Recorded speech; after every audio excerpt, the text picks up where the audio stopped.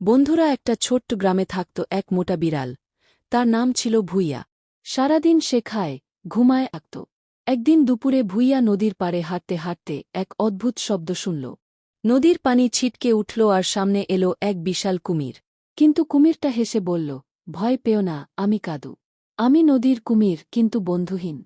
ভুইয়া একটু সাহস নিয়ে জিজ্ঞেস করল, তুমি আমাকে খাবে না তো?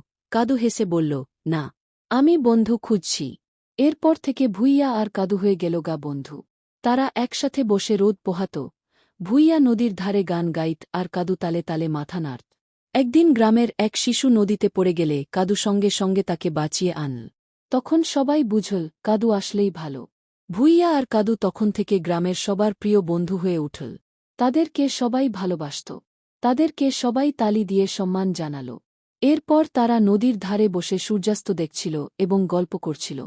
বন্ধুরা, কাদু আর ভুইয়ার জন্য কি একটা লাইক,